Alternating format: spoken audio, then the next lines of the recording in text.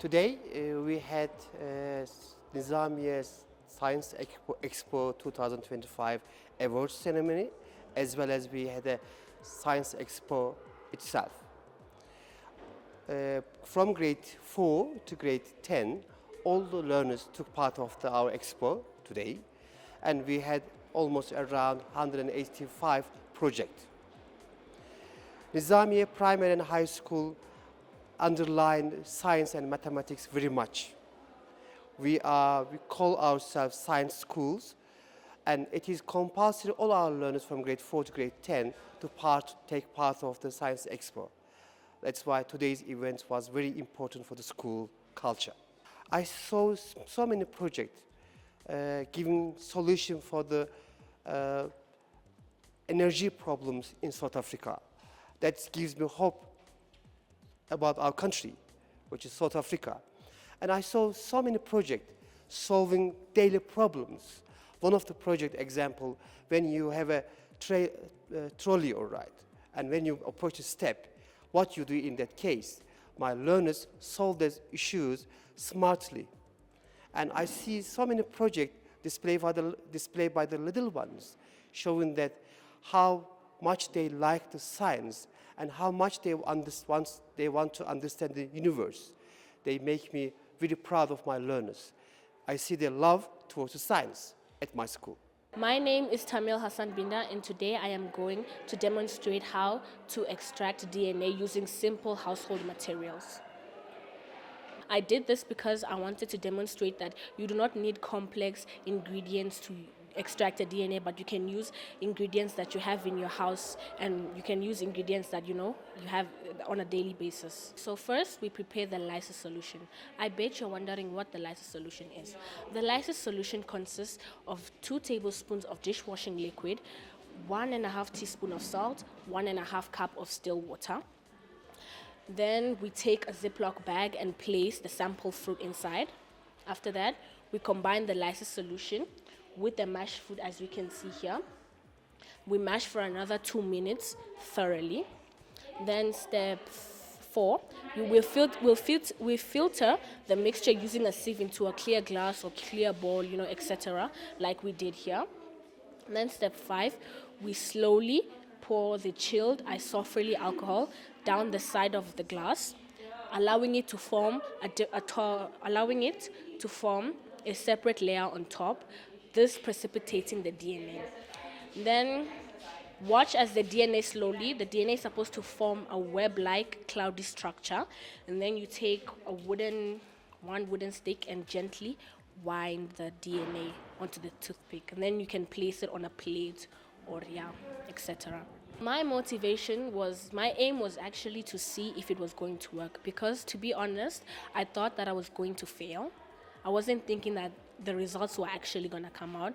And I also like trying fun things. I like to do experiments, just to write them down. We write the hypothesis, we write the variables and stuff, yeah.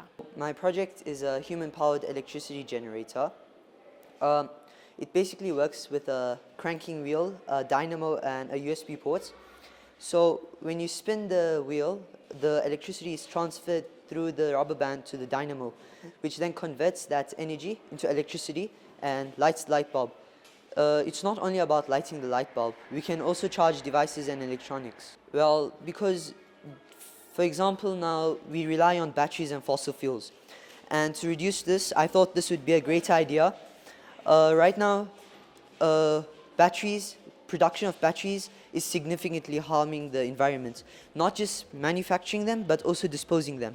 So I thought that we could use this system, a dynamo system, to generate electricity to charge rechargeable batteries. So we don't have to dispose them. And we can reuse them. We basically turn this wheel here, which transfers the energy to the dynamo, which then transfers it into the light bulb so it lights up, and it's not just for light bulbs, but we can also connect different things to it because it has a USB port. So we can connect a charger to charge your phone and everything. You can see this is a battery charger. So we could easily remove this and plug in the charger to it, which when we spin this, it lights up and it shows that the battery is charging. So we can store it. So generating the electricity isn't actually a problem, but storing it is. It's eco-friendly. It doesn't use batteries. It just uses a battery, a rechargeable battery, so we can use it many times. It doesn't harm the environment. As you can see, I also used wood to make my project, which is also eco-friendly. Everything that you see here does not harm the environment at all. I'm Azaria. And I'm Sarah. And today we're going to be telling you about piezoelectric tiles, what's under your feet. We use electricity in our daily lives for every single thing. So, what if we told you that we could use our footsteps to generate electricity? We can do this by using piezoelectric tiles. These tiles have already been implemented in Japan. They work when mechanical pressure is added onto it, it's converted into electrical energy. Meaning, the more pressure you apply to these tiles, the more voltage output there is. So this would be another source of energy instead of using coal or oil, which is not sustainable and non-renewable, and we don't have to go out of our way to do it because walking is something we do without even thinking. This is a clean, renewable energy source that requires no effort, and it's something that we can implement to help our planet because we only have one. Why should we harm it? And we could use this everywhere. Due to our project, we had a limitation as in we couldn't use a lot of piezoelectric sensors. But on a larger scale, we could even implement it underneath tar. So when a car had to drive over it, a street light would come on, for example. This can even be used to generate power for cities on a larger scale, once the technology is further studied. So our project was to see if this system could be used to generate enough electrical energy in order to produce light on a light bulb. As you can see in our model, this is a simulation of human footsteps. The man walking stands on the sensors and generates electrical energy for each light. Today we'll be talking about hydroelectrical power grids in our country, which could help stop pollution and reduce load shedding in our country. The reason why we have chosen this is because South Africa has many water resources which could help the power grids to be powered and stop load shedding and power outages. As you can see, we have our project over here. We have thought about this project very discreetly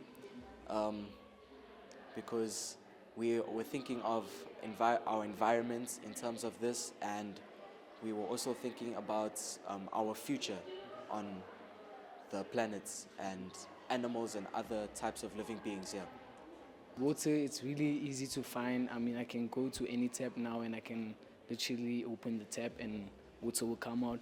So by that, it's more easier and more efficient, and it's better because South Africa has a lot of rivers because of the natural environment that it has, and that's the reason for water. Give your heart a boost. Or is it too much of a crush? Good day. So basically, we decided to do this topic because I want to do something about the heart and she wants to do something using energy drinks. So we took our ideas and we combined it because we're a team, and we made it into one topic. Now, let's talk about the introduction and how we got to this topic.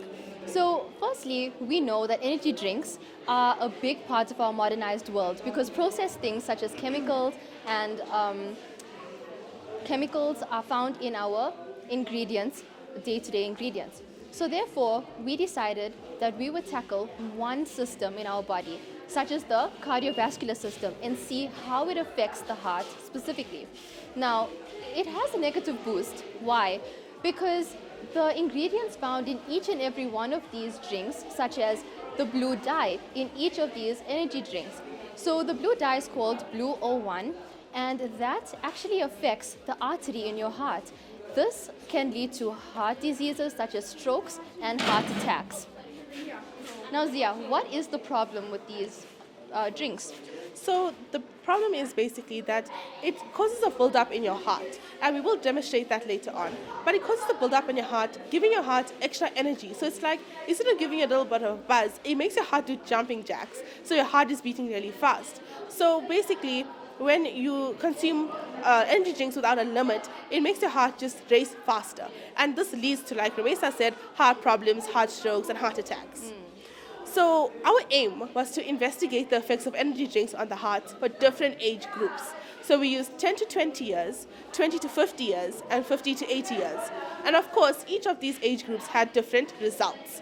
So we used a model, which I will show you guys now on how it works. So we used styrofoam, syringes, a knife to carve out the styrofoam, and tubes. So this is the top of our heart, which we colored in blue and red. So this is the deoxygenated blood. So you pump it through because it goes through your body. And this is the oxygenated blood, which That shoots flows out out. of your body. So we basically, how we linked this was we wanted to show where your blood flows in the heart and where the diseases are caused in the heart. Before we conducted our experiment, we thought that the people who are younger will have a faster heart rate before we test them and give them each drink. And that turned out to be true in the end, which I will explain later. Now, before that, let me get to the older people. We assumed that they would have also very fast heart rates after consuming the drinks, which wasn't the case because certain ones did have fast heartbeats depending on the drink and depending on their age, which surprised us and sort of proved our hypothesis to be true as well. Okay, so to conclude basically our project, we found solutions. Instead of drinking Switch, Prime, Monster, Energade, we found out that coconut water can serve as an alternative instead of drinking Prime because it keeps you hydrated and it does give you that sugary rush. And green tea, it's a substitute for Monster and Energade because it gives you that energy, that little bit of a spasm and that little bit of an energy. And the last one, it might not seem so grand and taste so nice, but it's beetroot juice. And this is a very big alternative. It's the most common one. And this is for Monster. So it gives you that same energy. It keeps you refreshed for however long. And it doesn't damage you because people don't know their limits with energy drinks. So drinking so much causes long-term effects. EcoBricks is a brick that is made out of thermoplastics that we can actually use in our daily lives, which is recycled to bricks that can be used in different kinds of constructions, which can differ from underground, underwater, and on land, since it has a high density. When I started researching about my project, I came across its advantages to our environment. We all know the pollution is a bad thing to our world. Earth is in danger. So when I started researching, I came across that I can use cracked eggshells, nutshells, soil, and plastic in my bricks, which makes it more stronger than the other eco bricks that has been used previously in other kind of expo projects. The eggshells have carbon chloride, which actually makes it fire resistant, one of my key questions. And the nutshells makes it more rigid, strong, and unbreakable, adding another density into my project. And the soil gives it a consistency which can help me to shape it, cut it into bricks, give it brick shapes. So the key questions in my project is will my bricks be fire resistant, cost friendly, environmentally friendly, and water resistant with high density. I have hope for the future that this generation is different. We may not see, but they know what they're doing, and they have a potential to make a difference.